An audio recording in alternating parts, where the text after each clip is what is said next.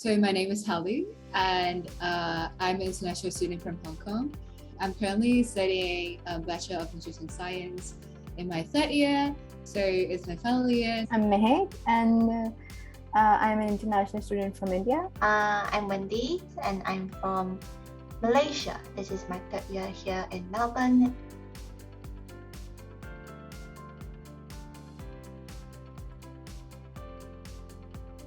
I came to Melbourne just for uni, and coming here not knowing anyone at all, not a single person in uni. I don't have many friends or relatives here. We had no outside connection, classmates. We're not going to class or anything. I guess when you're alone in an unknown place, you kind of just sometimes I won't say lonely, but you kind of just want to be a part of something. You wanted to fit in, but sometimes you just don't know where to start.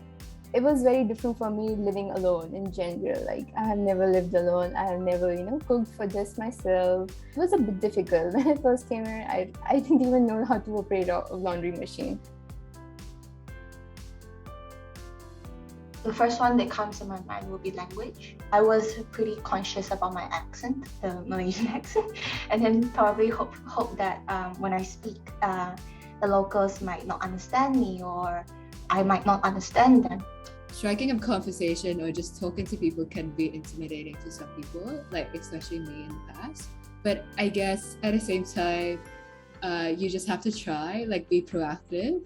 And even if things didn't go well, it's okay, because at least you've tried, and not everyone could be your friend. It's life. And I was afraid to talk, actually, because I don't know whether they hear me clearly or not, or something that's considered inappropriate in my culture might actually be encouraged in Australian culture, like looking directly into someone's eye while speaking to them is a sign of, okay, I'm engaging in conversation, but back home it's rude. Also, asking questions is a bit hard. I'm like, what do I have to ask? I have no opinions, but they expect you to have an opinion. So I'm like, okay. Yeah, so I get used to it. And the most important thing that's different is the food. Malaysian food, for me, it's like, it's hard to cook, and it's also hard to find good Malaysian food here. It just doesn't have the vibe, the taste. It might be okay, but it's not exactly like home. It misses the nostalgicness. I wouldn't say I necessarily miss the place itself, but more like the people who are in there definitely matters more to me, like my family and my friends. I'm very blessed that we have all the social media and internet, which we can just call or text our friends. I feel like without these, I might miss home a lot more. Another thing that I felt like I'm still struggling is small talks in Australia. Like, back home, you don't really care about your lives actually. So usually we just jump straight forward. Okay, today what the agenda is this. But here usually I feel awkward initially when people ask me, how's your day? I'm like, ooh, how's my day? I don't know how's my day. Good, thanks. Do you want me to ask you that? How's your day like? Because coming from Hong Kong, when my family and I always say when we go shopping in the mall would be all the people in the shops and all stuff very cold. Like, they won't talk to you. They would just ask you, are you looking for anything? And if you say no, they would just leave you alone. Maybe kind of quietly follow you behind, but not really like talking to you. Whereas here, a very friendly staff would come to say, hey, how are you? Are you looking for anything and all that? And at the time, I was just so shocked. My eyes started studying. I was like, how should I even answer you? I don't know. Like I'm not, like, can you just leave me alone, please? And then, but I was like slowly getting used to it. And especially after staying here for 2 to 3 years, I kind of feel like it's a very important part in Australian culture to know how to talk. It's a way of bonding with people before starting anything serious, so that they think you're friendly and approachable.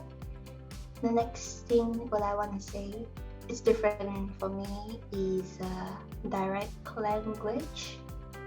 Direct language. Back home we used to say things. We used to circulate a lot. There's a lot of hidden meaning inside one sentence. And you have to think. But here it's quite straightforward. At first I felt like it's a bit confronting, but then after that I felt relieved because I don't really have to say, what does this person mean? Do they hate me? Or they anything? Yeah, but it's a good thing to know that, oh, you're asking questions, you're gonna be like, oh, what does this mean? And then you learn something. And then when you say that word, use the analog, they feel really friendly and really drawn into you because, oh, you know their culture. I mean, settled in, it's already 3 years now. I haven't been back home since 2020. Probably the question will be like, do I have to settle in when I go back home to Malaysia? Like reverse culture shock. I feel like I've been here for so long.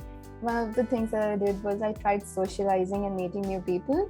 So I used to live on campus, which really helped me in doing that. But the campus life is really lively because we have a lot of online events and stuff. And I've also been engaged in the halls as a resident advisor.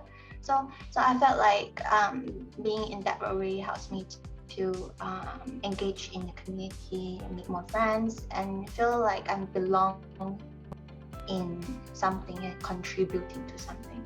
And like also it's the same as Tammie's internship, that I'm as an international student, I feel capable of doing things because Tammie gave us a really unique opportunity where all international students gathered to create something that's helpful for present and future international students as well.